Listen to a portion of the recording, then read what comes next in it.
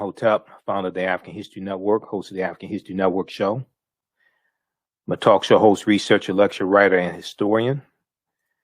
So it is Thursday, February 11th, 2021, and we're live. Hope everybody's doing well.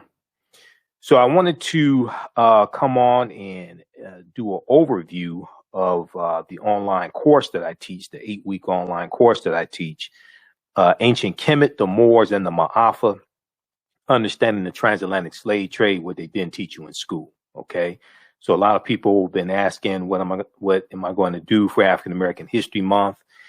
And last time I taught this class was in 2019, but I'm teaching a 8-week, 16-hour online course that deals with thousands of years of history and deals with what led up to the transatlantic slave trade taking place. Okay, so it's going to be on Tuesdays, 8 p.m. to 11 p.m. Eastern Standard Time, and we'll deal with thousands of years of history. I do a PowerPoint presentation. We have book references, about 50 articles that I reference, and we're going to have some guest speakers as well. Okay, so join us Tuesday, February 16th, 8 p.m. to 10 p.m. Eastern Standard Time. I'm going to post the information here on the thread of the broadcast, and also visit our website, AfricanHistoryNetwork.com, AfricanHistoryNetwork.com. You can register there for the online course. And I'm going to do a brief overview. We'll go through a few slides here, do a brief overview of some of the comment. All right, so Tuesday, February 16th, our guest is going to be Sister Nubia Wartford, who is a cultural anthropologist. And we're going to deal with the African queens of antiquity. And she does archaeological digs in the Sudan. So we're going to talk about some of her research and things like this, and some ancient African history. And this leads us up to the transatlantic slave trade. All right. And we'll deal with the 800-year occupation of Europe by the Africans known as the Moors. We'll deal with ancient Egypt, ancient Kemet, things like that. All right. So when we deal with the transatlantic slave trade, we have to understand that we can't start studying it in the 15th century. We can't start in 1441 when the Portuguese go into Mauritania. We can't start in 1619 in Virginia. We have to deal with the fact that African people are the original people of North, Central, and South America. And one of the books that I reference is The First Americans Were Africans, Documented Evidence by Dr. David Imhotep. And many of you all have seen interviews I've done with him in the past, or heard interviews I've done with him in the past. Last time I interviewed him was October 12th, 2020, when my radio show went to the daily format. And we're on Monday through Friday, 11 p.m. to 12 midnight Eastern Standard Time on 9:10 a.m. Superstation WFDF here in Detroit. But also we broadcast on our Facebook fan page, the African History Network, and my YouTube channel, Michael Imhotep. Dr. David Imhotep was my first guest. And October 12th was Columbus Day, or Indigenous Peoples Day, as many people call it now, Indigenous Peoples Day. So that's just one of the many books we reference in the course. Okay, so I want to pull up the PowerPoint presentation here, and we'll do a brief overview of some of the things that we cover. And like I said, we deal with thousands of years of history, and we deal with what led up to the transatlantic slave trade taking place also. And you have to deal with the 800-year occupation of Europe by the Africans known as the Moors as well, because the Moors are taking the teachings from ancient Kemet, ancient Egypt into Europe, and is bringing Europe out of the Dark Ages. And they're taking the math and the science and astronomy, agriculture, all different types of things like this into Europe. Okay, so just one second here. Let's pull up the all right, so let's pull up the slide. Okay, so all right, and everybody share this broadcast on your social media platforms. Invite your friends to tune in as well. So the name of the class is Ancient Kemet, the Moors, and the Maafa, Understanding the Transatlantic Slave Trade, what they didn't teach you in school. And it evolved out of a 4-hour lecture that I did back in June 2014. In the 4-hour lecture, it was I pulled together about 7 years of research did this 4-hour lecture. Then this 16-hour, 8-week online course evolved out of this 4-hour lecture also. Okay, just over the course of time, it evolved. So anytime I speak, I know I may say some things that are outside the circumference of some people's awareness. And just because you never heard them before, disagree with them, or don't like them, does not mean that they are not true. Just means you have to do some research to understand what I'm talking about. All right, and I learned that from Dr. Ray Hagins. Okay, so I'm going to skip over some of these. All right. This is a good study from the Southern Poverty Law Center, Teaching Hard History, American Slavery, Teaching Hard History, American Slavery. This is a I think about a 56-page study from the Southern Poverty Law Center. And this study deals with how the history of slavery is being incorrectly taught in schools all across the country, how the history of slavery is being incorrectly taught in schools across the country. And it lays out ways to better teach the history of slavery. And it did a survey of 1,000 high school seniors, okay? And it found how little they know about the history of slavery. And it deals with the consequences of this type of history not being correctly taught in schools. This study came out in February, early February or late January 2018. Okay. And you can go to the Southern Poverty Law Center website, splcenter.org, splcenter.org, and you can download the study, Teaching Hard History, American Slavery, from the Southern Poverty Law Center. Okay. So there was an article. I first found out about this study, and this is one of the sources I use in the class for reference. And this is a good reference tool and a good teaching tool for parents to use right now who have their children at home because of coronavirus, and their children are going to school online. And the other thing is, if your child's teacher is not using this study at all, I would urge you to suggest this to them. Because one of the things they tell you don't do in here, when you deal with the history of slavery, is don't do slave reenactments. Don't do slave reenactments. It tells you that because it can be very traumatizing to students. And every, African American History Month, every Black History Month, you hear stories about slave history lessons gone wrong, and mock slave auctions and reenactments of slavery, things like this. Don't do that. Okay. All right. So when we look at this article here, this is from theatlantic.com. This is from February 1st, 2018. What kids are really learning about slavery? What kids are really learning about slavery? A new report finds that the topic of slavery is mistaught and often sentimentalized, and students are alarmingly misinformed as a result. Now, this article and this study also tie into what's taking place in 5 states right now, where they're trying to, the state legislatures, what they're trying to do is reduce how much teachers can teach about the history of slavery and oppression. Okay, this is taking place right now in states like Arkansas, and it's Arkansas, Iowa, Mississippi, Missouri, and South Dakota. All right, I'm gonna show you a couple articles that's taking place right now. There's one from USA Today from February 10th, 2021. February 10th, 2021. Republican state lawmakers want to punish schools that teach the 1619 Project. 1619 Project from the New York Times. So one of the reasons why this is so important is that when we go to government to get policies put in place that benefit us, to get our issues addressed that are the result of bad policies, oftentimes we're dealing with people who are ignorant of history. Oftentimes we're dealing with people who are ignorant of history and ignorant of the history of African Americans. And many of the policies that they support are detrimental to us. So, and this is one of the things that's talked about in the study. This is why I've said before, America needs a massive history lesson. Okay, America needs a massive history lesson.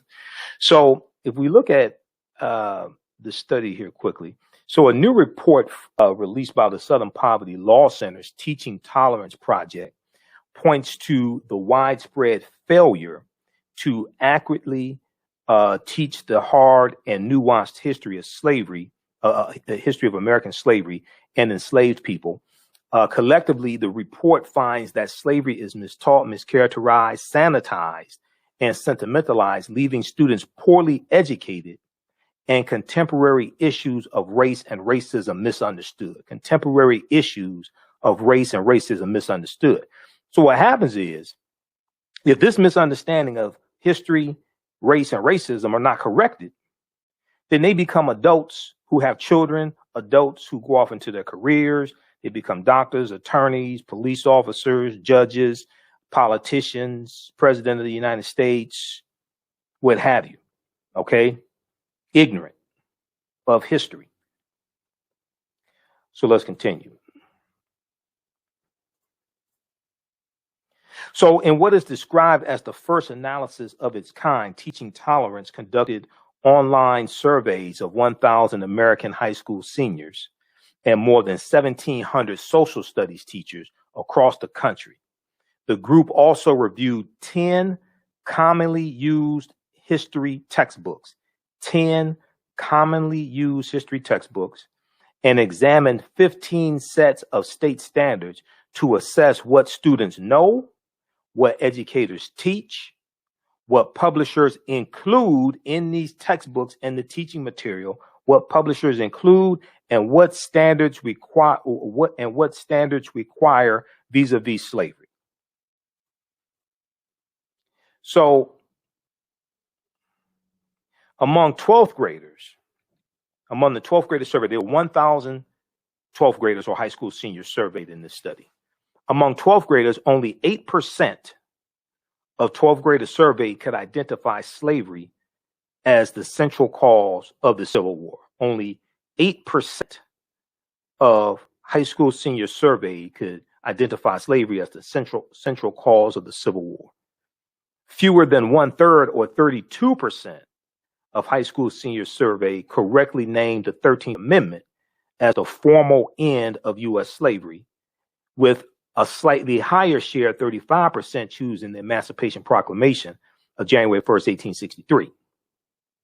And fewer than half, or 46%, identified the Middle Passage as the transport of enslaved Africans across the Atlantic Ocean to North America.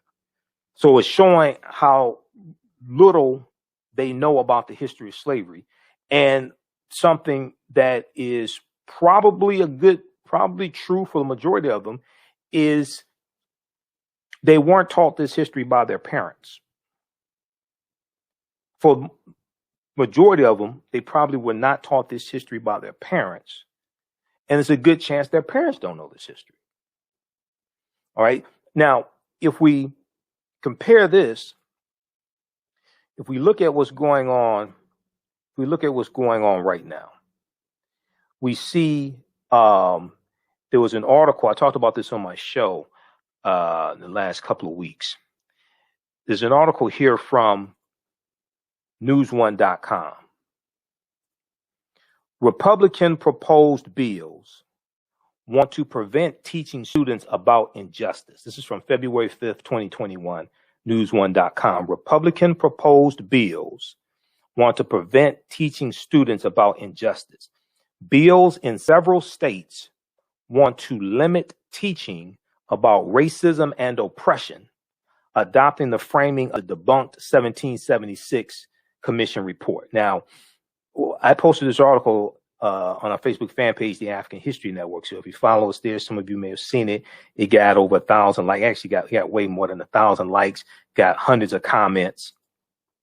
And this is an example of what I'm talking about, because what this shows is the disconnect between people's understanding of history and the policies they support. Meaning that when the policies people support and who they support in office has a lot to do with their understanding of history.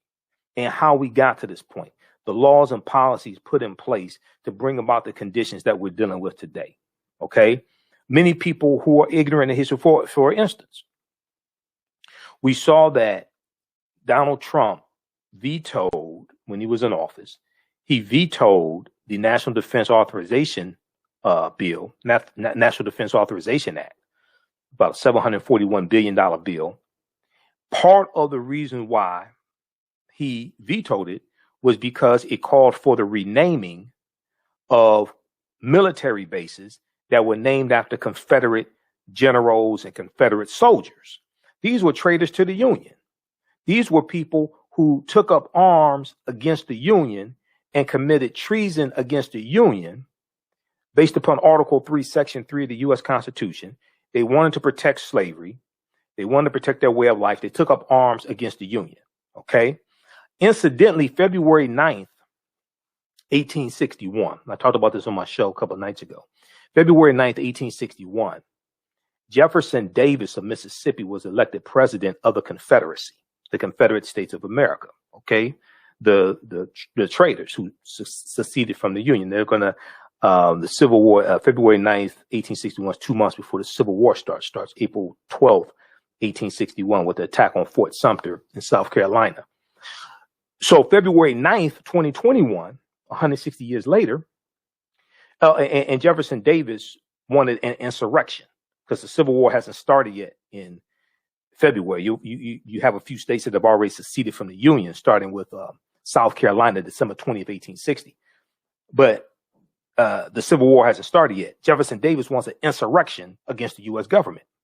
February 9th, 2021, you had another traitor who was put on trial in the U.S. Senate, an impeachment trial, for actually inciting an insurrection. His name was Donald John Trump. That's 160 years later. This is a little history tidbit there. So, but Trump did not want to rename military bases named after Confederate, quote unquote, heroes. Okay. So what people, their level of understanding of history largely influences the types of policies and bills that they support and who they support in office. So if we go back and look at this here, this is taking place right now in states like Arkansas, Iowa, Mississippi. Bills proposed in Arkansas, Iowa, and Mississippi prevent the use of the 1619 Project as part of teaching the legacy of slavery. The Arkansas legislature is considering 2 bills that would limit racial justice, in the curriculum. House Bill 1231 will prevent schools from using the 1619 Project as part of the curriculum. House Bill 1218 goes a step further by preventing lessons that promote the overthrow of the U.S. government, okay, that promote the overthrow of the U.S. government, division between certain groups of people, or social justice for certain groups, including race, gender, political affiliation, and social class. All right. Read the rest of this article. This is taking place right now. And this deals with limiting what teachers can teach in the classroom about the history of racism and oppression. But this also ties into dealing with teaching about the history of slavery as well. Okay. So then we look at, there's another one here this is from USA Today. And this is about that same topic.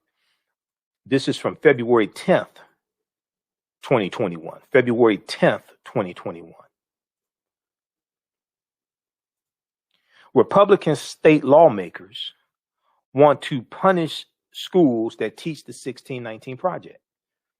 Now, there's some flaws in the 1619 Project, but it's much better than the 1776 Project. Luckily, Joe Biden disbanded the 1776 commission that Donald Trump put in place, and he took the 1776 Project off of WhiteHouse.gov because that's where it was.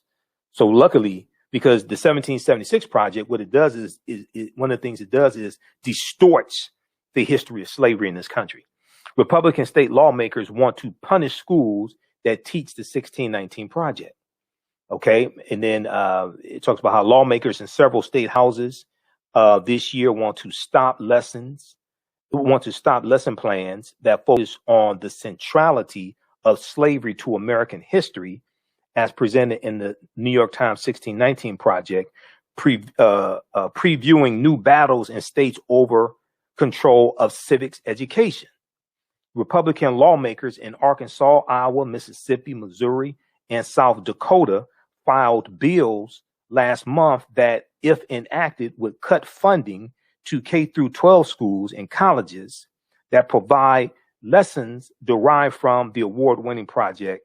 The South Dakota bill has since been withdrawn. Okay, so read the rest of this. Some historians say the bills are part of a larger effort by Republicans, including former President Donald Trump, to glorify a more white and patriarchal view of American history that downplays the ugly legacy of slavery and the contributions of African Americans, Native Americans, women, and others to the nation's founding. All right, read the rest of this article here. But so this is a debate taking place right now.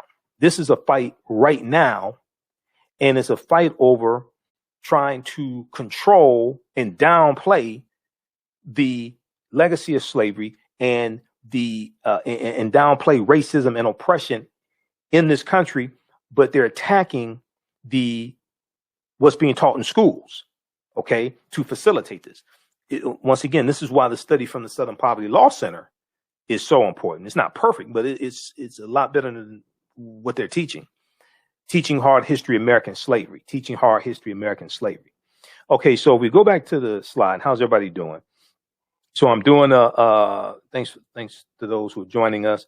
I'm doing a preview of a 8-week, 16-hour online course that I teach called Ancient Kemet, the Moors, and the Maafa, Understanding the Transatlantic Slave Trade, what they didn't teach you in school. Ancient Kemet, the Moors, and the Maafa, Understanding the Transatlantic Slave Trade, what they didn't teach you in school. Okay, so you could join us in class Tuesday, February 16th, 8 p.m. to 10 p.m. Eastern Standard Time. It's 8 consecutive Tuesdays, 8 p.m. to 10 p.m. Eastern Standard Time. And we do thousands of years of history. We deal with ancient Egypt, ancient Kemet. We deal with the 800-year occupation of Europe by the Africans known as the Moors. And we deal with what led up to the transatlantic slave trade taking place. And we deal with the transatlantic slave trade also.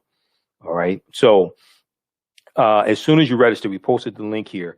As soon as you register, there's bonus content you can watch. The course is regularly $130. It's on sale $80. We're kicking off here in African American History Month. A lot of people were asking, because usually I travel and I do a lot of lectures during African American History Month, but not this year. So a lot of things I'm doing are online. So we're doing this. I'm teaching this 8-week online course. And last time I taught this course was 2019. Okay. So there's been a lot of new information that's come out since then. And we have a lot of that in the class. Okay. You can also visit our website, AfricanHistoryNetwork.com, AfricanHistoryNetwork.com. And right on the home page, you can register for the class. Actually, we'll show you the website right here. Hold on.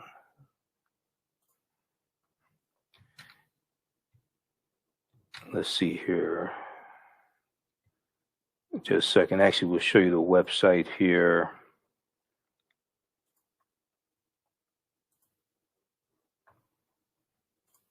If you go to our website, AfricanHistoryNetwork.com, and let's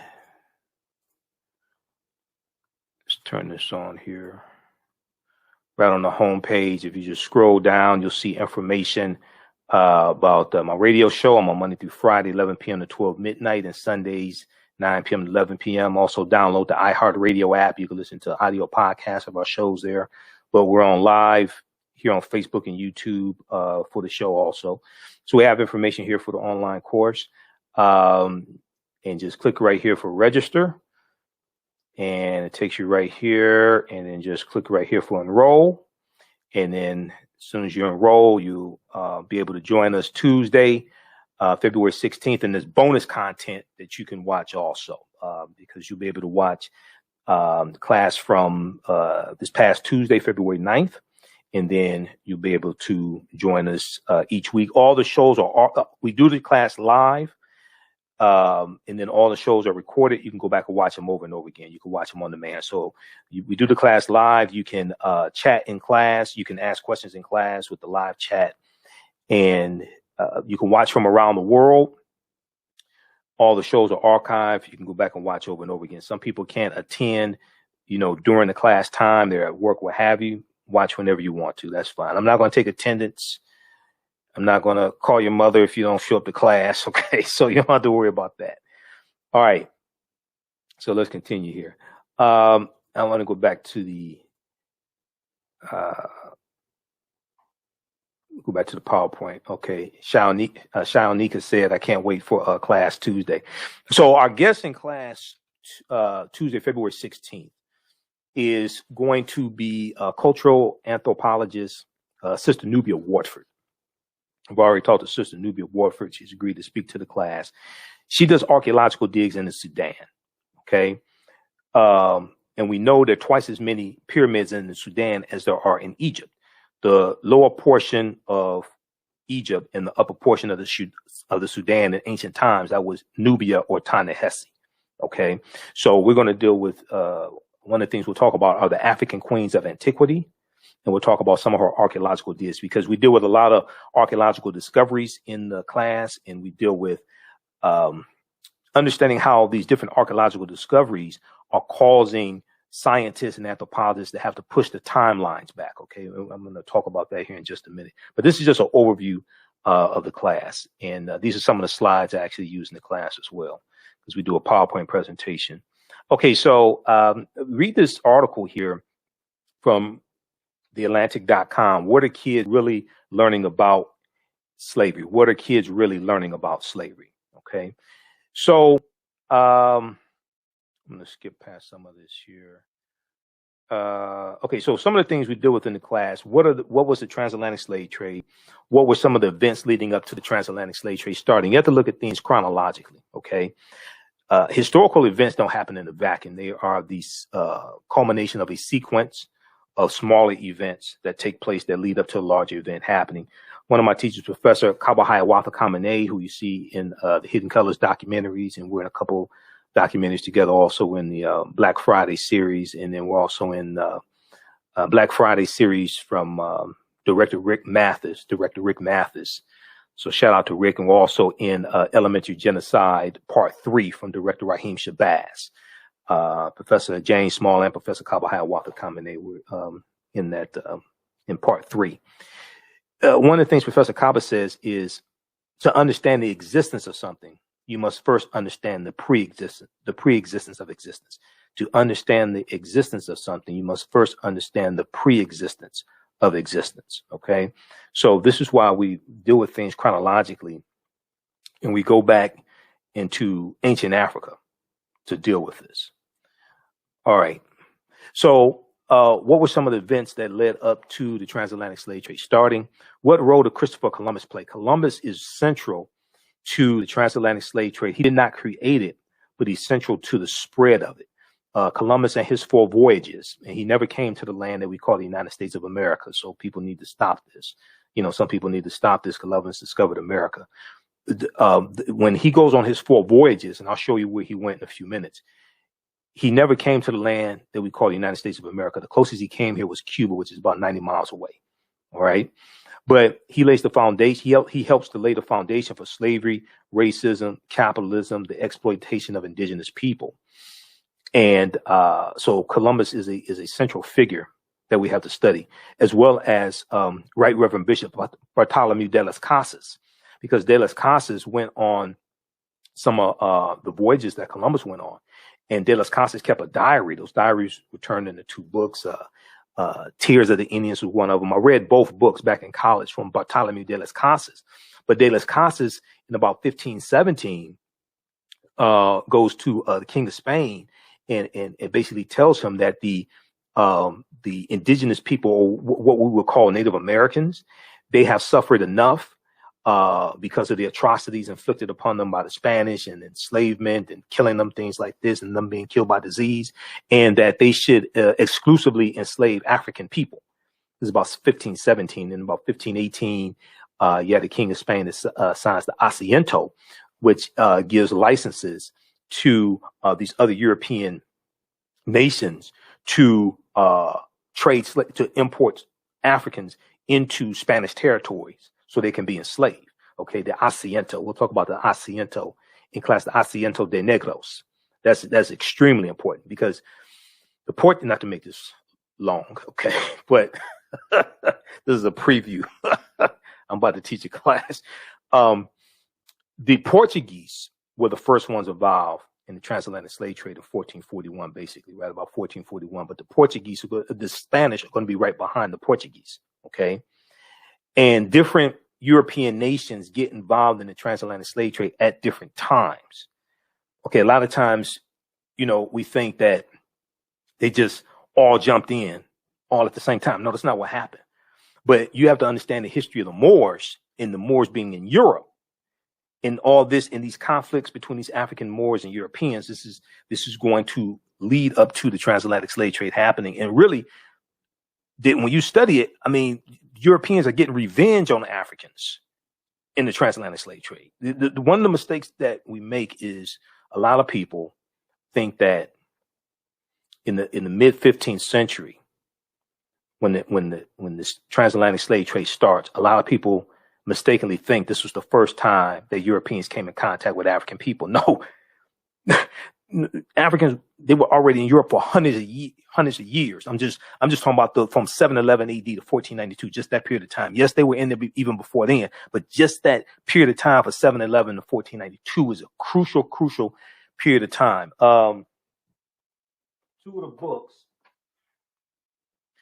of the books that I use in the class for reference. Now, you don't have to buy any of these books. You can if you want to. You don't have to feel obligated to buy any of these books, but just for reference, okay?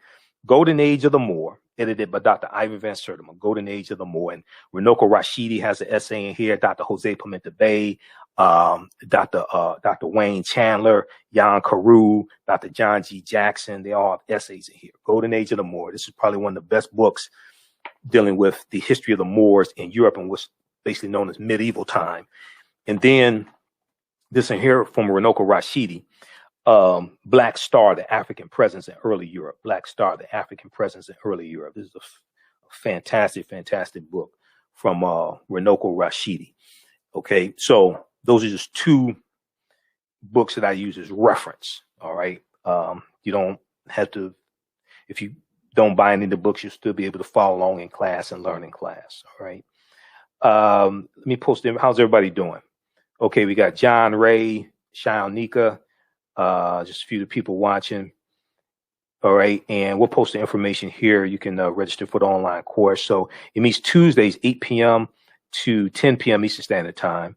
And a lot of times I go a little bit over. I'm gonna try to stick within the 2 hours, but sometimes, we may do 2 hours, 20 minutes, what have you. And we do 1,000 years of history. We're going to have some guest speakers also in the class. All the sessions are recorded. You can go back and watch it over and over again. It's interactive, it's visual. We have video clips, book references, about 50 articles that I cite. We have a PowerPoint presentation. So you're going to learn a lot. Okay. We also deal with when did the first Africans come to the U.S. as slaves? When did the first Africans come to the U.S. as slaves? We'll deal with that history because it's also important to understand that in 1619, 2019 was the 400th year anniversary of Virginia, and those 20 and odd Africans or 20 and odd Negroes on the White Line slave ship being traded, or the White Line pirate ship, I should say, the White Line pirate ship being traded for water and food and supplies, right? But in 1619, codified slave laws did not exist in any of the 13 colonies. Codified slave laws did not exist in any of the 13 colonies. This is another book that I use for reference, Before the Mayflower by Lerone Bennett Jr. Because when you read chapter 2 of Before the Mayflower, and I got to caution myself, I need to keep this short, okay? Because I will do 3 hours right now. And I have to do my radio show today too. When you read chapter 2 of Before the Mayflower, Lerone Bennett Jr. talks about, how in 1619, basically, they didn't have codified slave laws.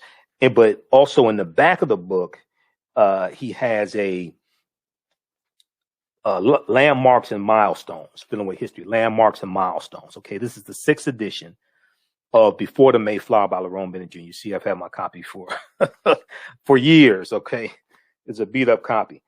But if you go and look at, it's like about 100 pages of landmarks and milestones. So it breaks it down basically like each year and landmarks in African American history. If you go look at December 1641, Massachusetts becomes the first colony to give statutory recognition to slavery. That's 1641.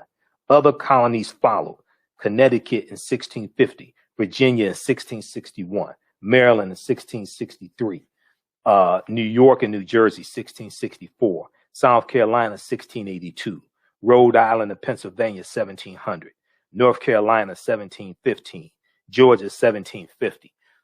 The whole way that slavery really evolves in the 13 British colonies, I'm not talking about the Spanish colonies, I'm not talking about Portuguese or anything like that. I'm not talking about the Dutch, because the Dutch were in this land. This is where you get, you have New York and like the state of New York, and New York was a colony. Before it was the colony of New York, it was the colony of New Amsterdam, and that was a Dutch colony. Okay, you're going to have the French here as well. We know Detroit was founded by the French, but when you look at the 13 colonies, the 13 British colonies, the way slavery evolves in those 13 colonies historically is different than the way most people think it evolves. Slavery didn't exist in all the colonies all at one time. It didn't just poof. Okay, we have slavery. No, it's going to evolve and hit different colonies.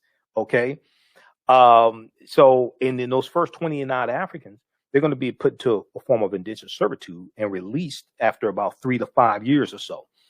In Virginia, at Point Comfort in Virginia, and I show you this in the class, they have a historical marker there that tells some of this history and talks about them, being released after a certain number of years and put into like a form of indentured servitude, something to that effect. Okay, let's continue here. So we deal with when did Africans first come to the U.S. as slaves? Did Africans sell themselves into slavery? We deal with that complicated history because that's largely misunderstood also. And were African people in America before the slave trade? Which is a very, very good question.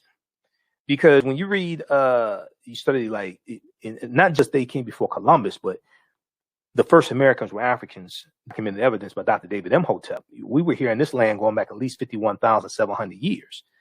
We were here before Native Americans came into existence. This is actually our land stolen from us. This does not mean the transatlantic slave trade did not happen.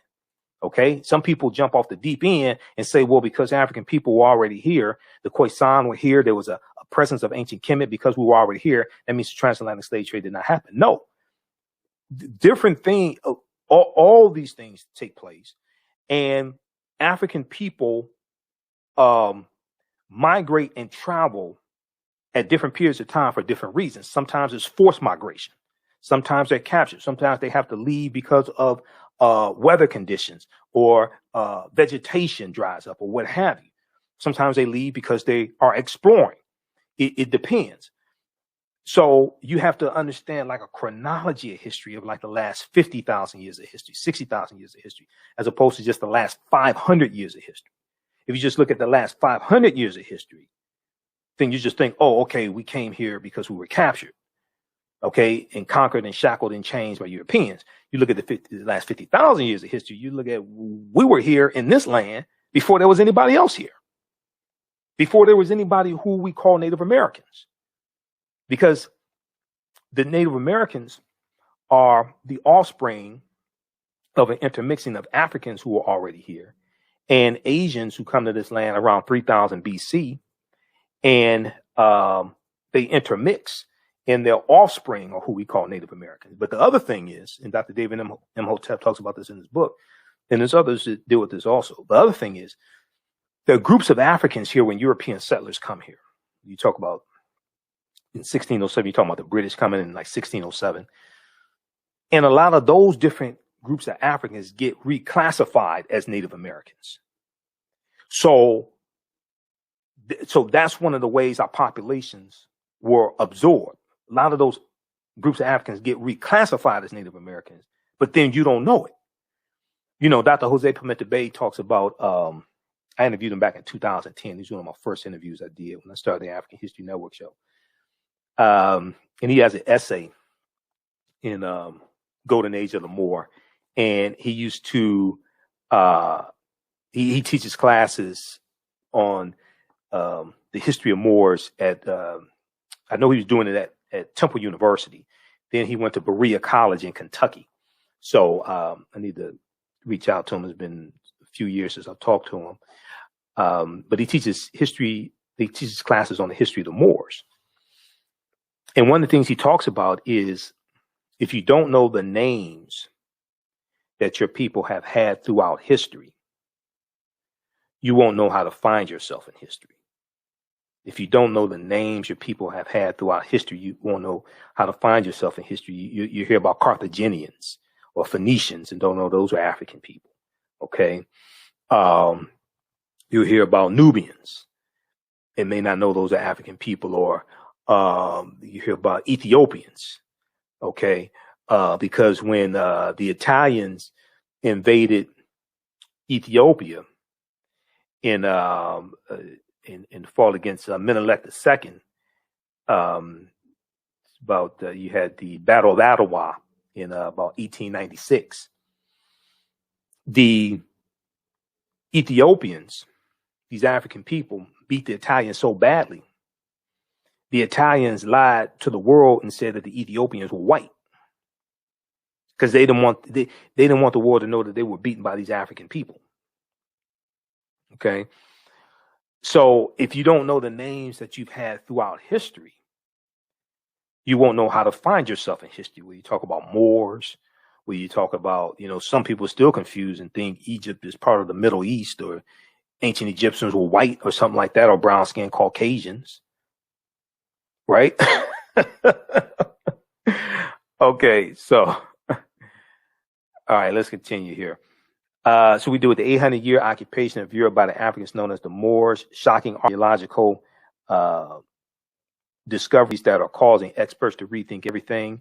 We do with insurance companies that took out policies on slave ships and enslaved Africans on plantations, like the Nautilus Life Insurance Company, which then becomes the New York Life Insurance Company. Okay, now in all fairness, it was like for 3 years that they were involved in they sold policies on slaves on the plantations. Okay, they did this for like the first 3 years of their existence. Okay, now they have been one that's admitted to what happened and provided records and things like this. There was a big article, I think, from the New York Times that talked about their involvement. But they have been one that's been upfront about and have talked about that history, the New York Life Insurance Company, when it was the Nautilus Life Insurance Company, I think it was called in the beginning. It was like the first 3 years of their existence, like right around 1845.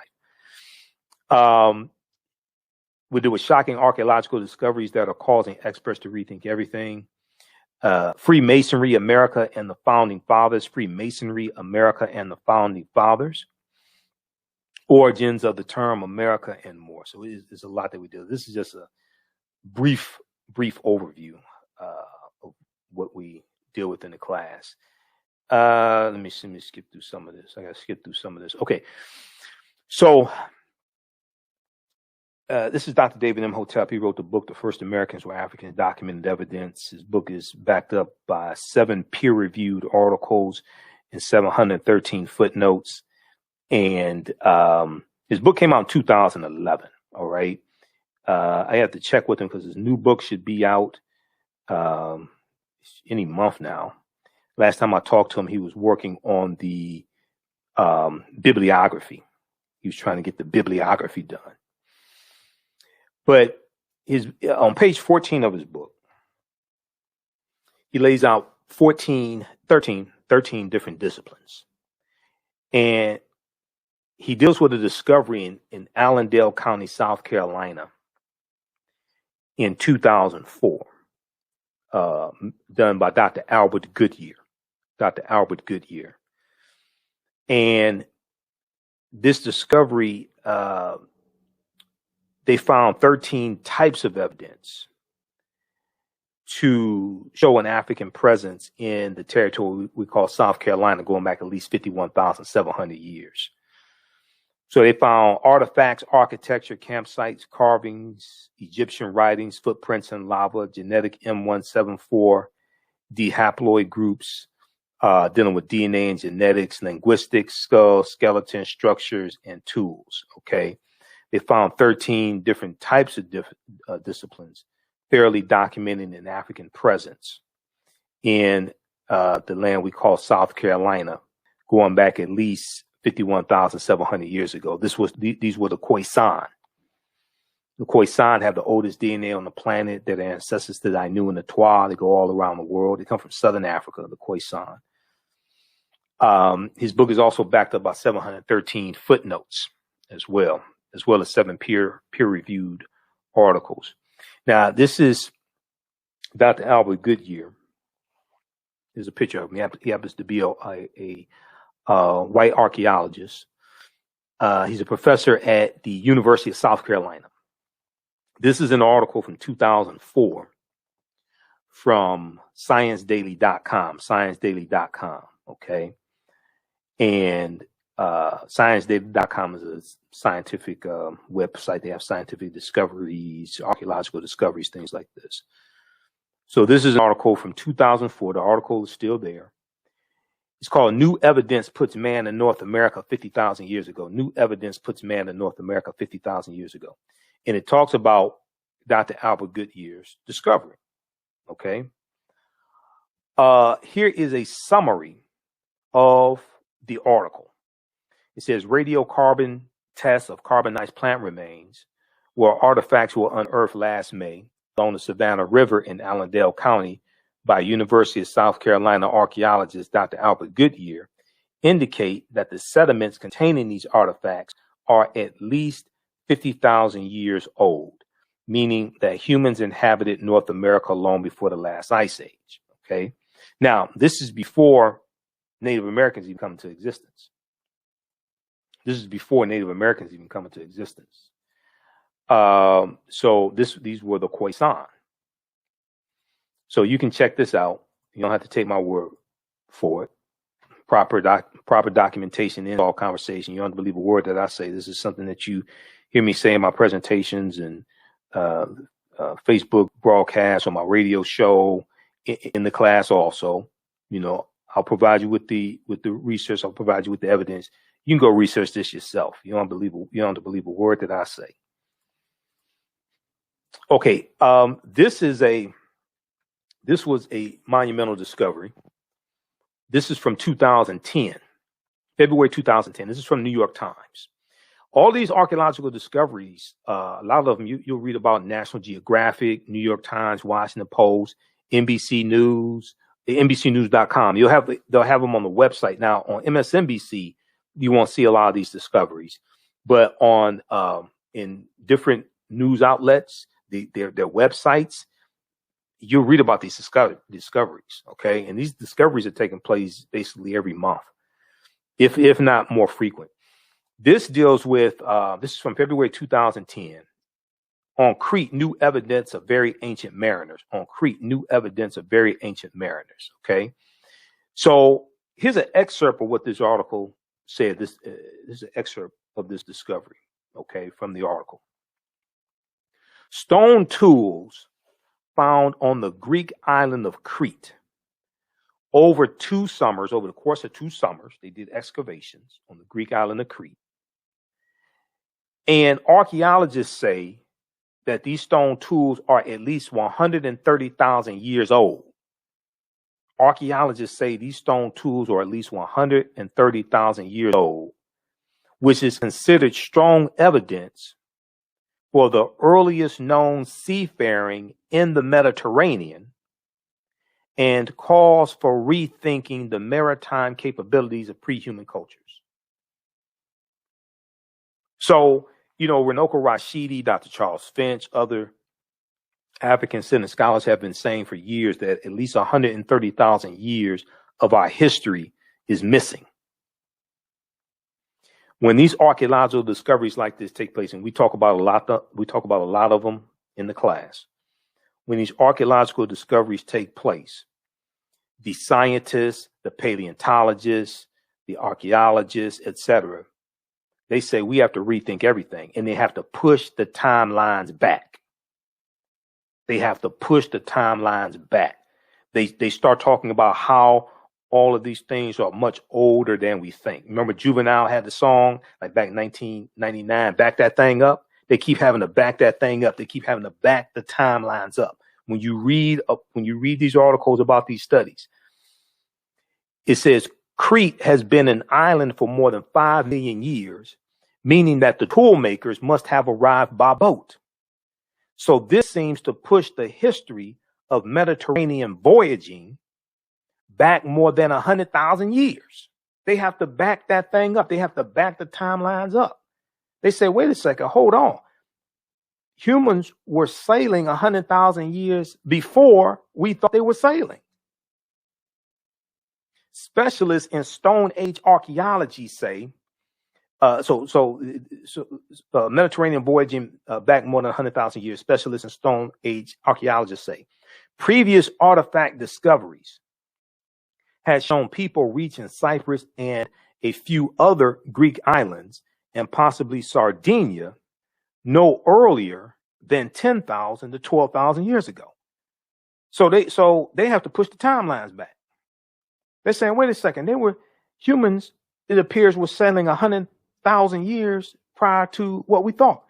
This article is 11 years old. This discovery is 11 years old. There's been a lot more that they've discovered since then. Because this article from the New York Times, the science section, February 15, 2010.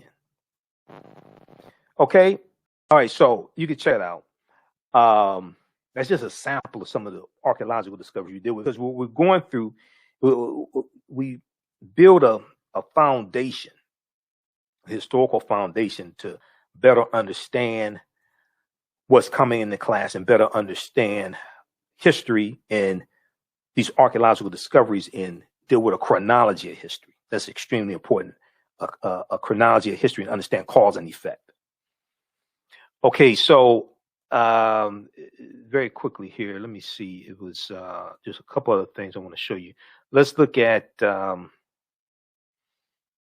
Okay, so we talk about 800-year occupation of Europe by the Africans known as the Moors, and the Moors losing control of the last stronghold, Granada in Spain, January 2nd, 1492. We'll deal with that. Then this ties into Freemasonry. This ties into symbolism and ties right back into the Nile Valley region of Africa, ancient Kemet. One of the books that we use is Egypt on the Potomac by Tony Browder. Egypt on the Potomac by Tony Browder, and Nile Valley Contributions to Civilization. Okay, this is a book.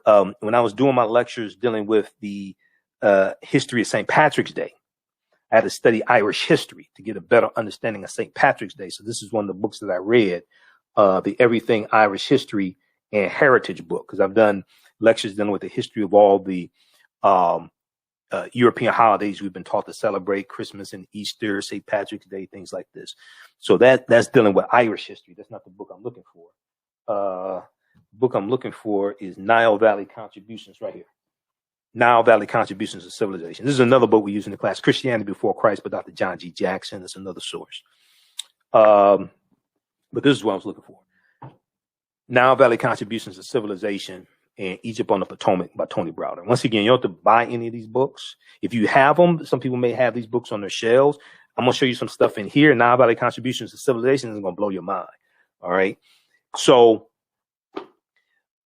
if we look at the Washington Monument, see, the Washington Monument is an ancient African symbol known as a tekken.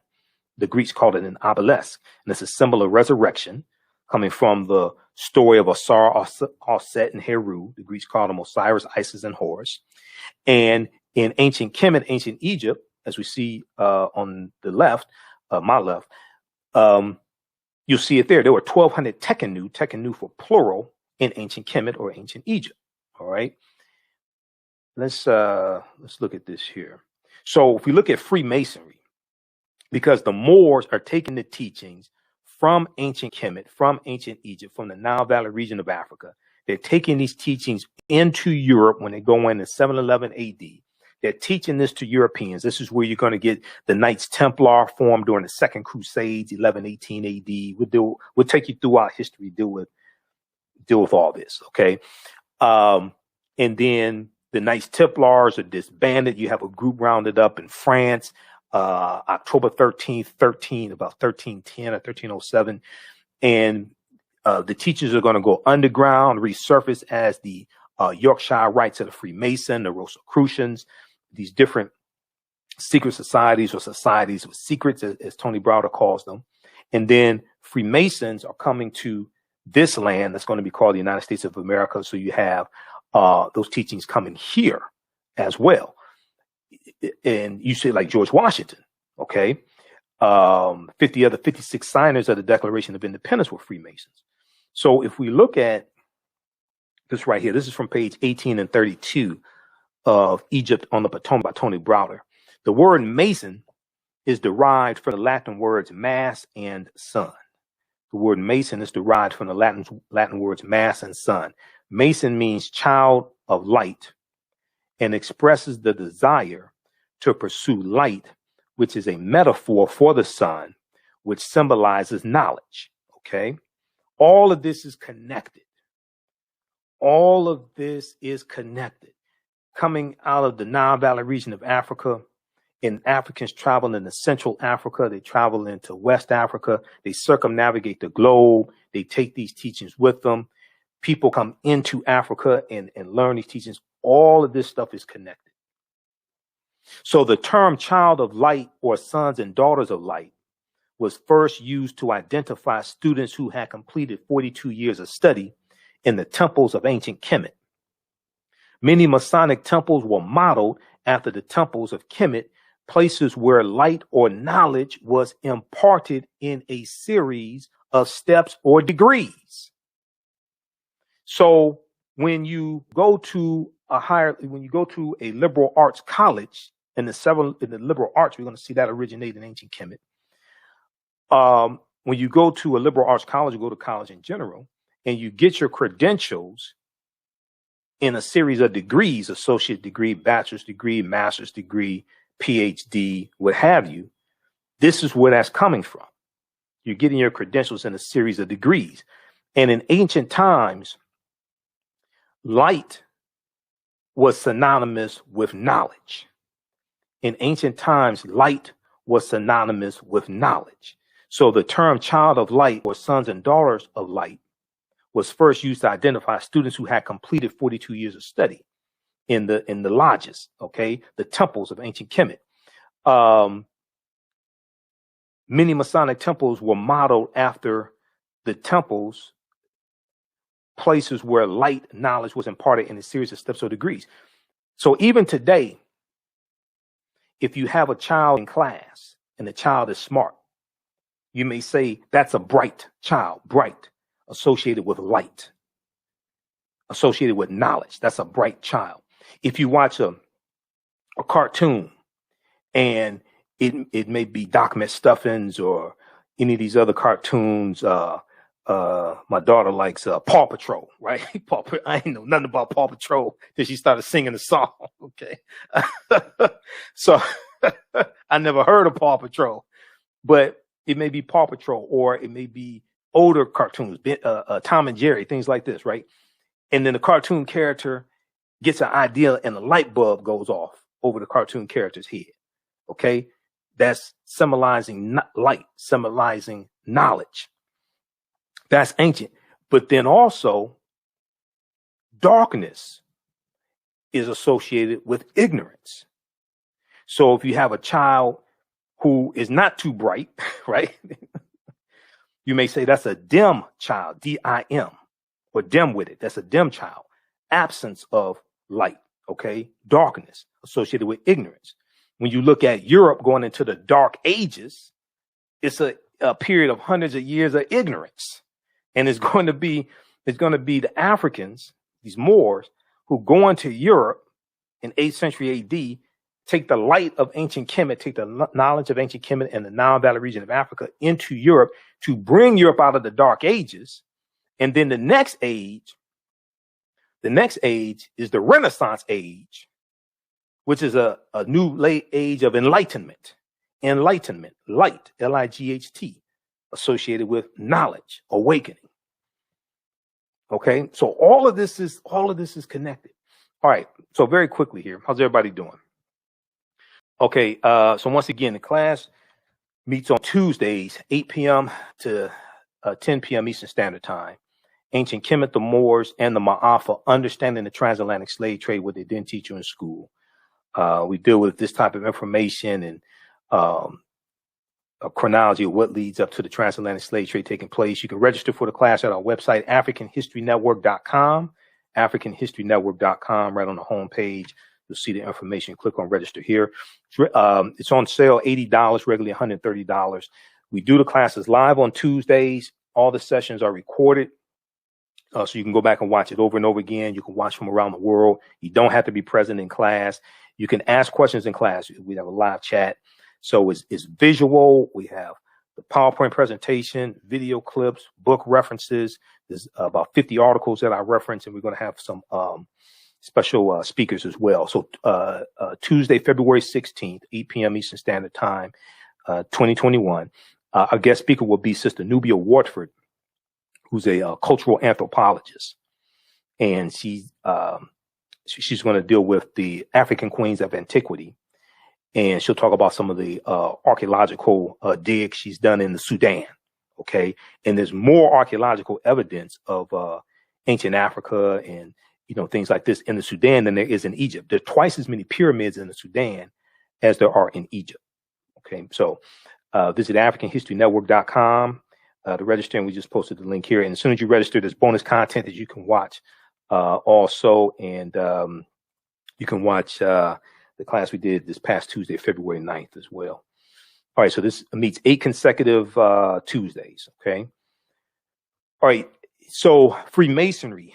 Did you know that 50 of the 56 signers of the Declaration of Independence and 13 of the 39 signers of the U.S. Constitution were Freemasons? Did you know that 4 of the 5 first U.S. presidents were Freemasons, and there have been 14 Freemasons who have been U.S. presidents? Okay, read page 18 of Egypt on the Potomac. Then also you deal with Benjamin Banneker, who did the surveying for the layout of Washington, D.C. He's talked about it here as well. And one of the things that Egypt on the Potomac deals with, and Browder does a tour. If you ever get to go on Browder's tour, and I haven't seen it, but I've talked to him about it, I've interviewed him about it. His book deals with how the layout of Washington, D.C. is basically a copy of the layout of ancient Egypt. Okay. And he takes you on his physical tour. He takes you on his tour around Washington, D.C. and shows you the symbols and things like this and how that all connects back to ancient Kemet, ancient Egypt. All right, it's fascinating. He was interviewed back in, I think it was 2016 or 2015. He was interviewed on News One Now. There was an attorney sitting in for Roland Martin, Mo. I forgot her name, but she was sitting in for Roland, and she interviewed Tony Browder. Okay. I want to say Mo Kelly, but I don't think it wasn't Mo Kelly. It was I forgot who it was, but it's at newsone.com's website. Let me see. Discover Ancient Africa's Influence on America. Discover Ancient Africa's Influence on America. And Mo Ivory. That's who it is. Mo Ivory. I could see her face, and I couldn't think of her last name. Okay, Mo Ivory, attorney Mo Ivory, interviewed Tony Browder. Tony Browder I mean, Browder is brilliant. We've been on a panel discussion before down in Atlanta. And check out that interview at news1.com. Okay.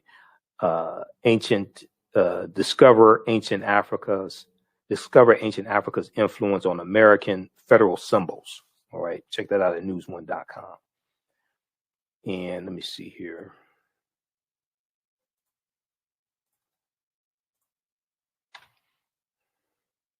Since we have the screen share, I can show it to you.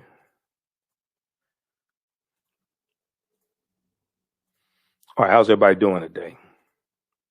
How you all like this type of information? Okay, this right here. Check this out. This will blow you away.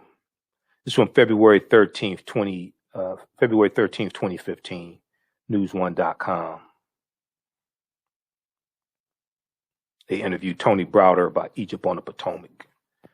All right. All right, so check that out.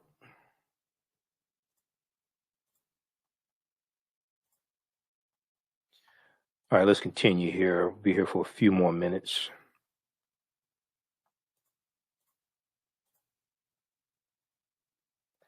Okay, so then we deal with things like Asar, Aset, and Heru, who the Greeks call Osiris, Isis, and Horus, and the First Holy Trinity. This may go outside the circumference of some people's awareness. Okay, the First Holy Trinity, and Heru, born on December 25th of a virgin birth to the Virgin Aset, who the Greeks called Isis. So we deal with all of that. Lastly, let me jump to Christopher Columbus here very quickly. So we have to deal with Columbus and where Columbus went on his 4 voyages. Okay, that's extremely important to understand this. And more cities and states are celebrating Indigenous Peoples Day, which is good, okay, which is very good. But when you look at where Columbus went on his 4 voyages, he never came to the land that we call the United States of America. If you go to history.com, which is the official website of the History Channel, and just search for Christopher Columbus. They have a lot of information there to show you where he went on his 4 voyages. But he set sail August 3rd, 1492 on the Nina, the Pinta, the Santa Maria. And he lands in the Bahamas, or what he calls San Salvador, on October 12th, 1492. He goes into Hispaniola. He goes into Cuba, Puerto Rico, things like this, Jamaica, West Indies, Trinidad, South America, Panama, Honduras. He never comes to the land that we call the United States of America. If you go to history.com and do some research on Christopher Columbus, it starts giving you a better foundation to really understand this, and starts dispelling myths. Okay. In 70%, Dr. David Imhotep in The First Americans Were Africans, he talks about how 70% of the people Columbus encounters in the islands he travels to, 70% of the people were African people, because we were already in a lot of those areas as well. And then we talk about Bartholomew de las Casas. Right Reverend Bishop Bartholomew de las Casas estimates that Columbus was responsible for the murder of 12 million and 25 million indigenous people. Another good book to read is by Dr. John Henrik Clarke, Christopher Columbus and the African Holocaust, Slavery and the Rise of European Capitalism, which I have around here somewhere. It's in one of these stacks of books, but I have it around here as well. Okay, so let me see here. And then we deal with, we talk about West Africa as well, and we deal with the three great West African kingdoms, Ghana, Songhai, and Mali. So we'll talk about that history also, and try to do a chronology of history. Ghana, originally called Wagadu, Mali, Songhai. Classical Africa by Dr. Malefice Kete Asante is a really good book. It's written for middle school children and for their teachers, but it's a really good book that breaks down maybe some complicated concepts, things like this. It really breaks it down. So it's a really good book. So we talk about those three kingdoms as well. And some of this I also tie into the film Black Panther. I've done a lot of research on the film Black Panther. We deal with the fake Willie Lynch letter 1712 because Willie Lynch never historically existed also. This is Professor Manu Pim, brilliant historian. I just interviewed him. I interviewed him in 2020 also. But we dealt with, in 2020, we dealt with the passing of Representative John Lewis and some civil rights history, and Kwame Ture, Stokely Carmichael, the Black Power movement, and Kwame Ture winning the chairmanship in 1966, a SNCC, and John Lewis and others leaving SNCC. A SNCC goes in another direction, goes in the Black Power direction. All right, so these are some of the things that we deal with in the online course. All right. So it's ancient Kemet, the Moors, and the Maafa, understanding the transatlantic slave trade, what they didn't teach you in school. And it's at our website. You can register at our website, AfricanHistoryNetwork.com, AfricanHistoryNetwork.com. Right on the home page. How's everybody doing? It meets Tuesdays, 8 p.m. to 10 p.m. Eastern Standard Time. Okay. And it's right on the, when you go to our website, AfricanHistoryNetwork.com, it's right on the home page. We'll post a link here again so you can register for it. As soon as you register, you can start watching bonus content, and there's more bonus content that I'm adding also.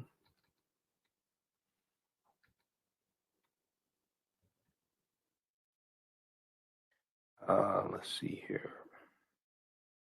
There's more bonus content that I'm adding as well. Let's turn on the screen share. So this is something good for African American History Month. Now, a lot of people want to know, can my child use this? My son or daughter? Is it child friendly? I would say it's PG-13. I don't do a lot of cursing and things like that. I'm not trying to be vulgar, but there are some, maybe some unpleasant topics that we have to talk about. But I would say it's PG-13. Okay, that's how I would put it.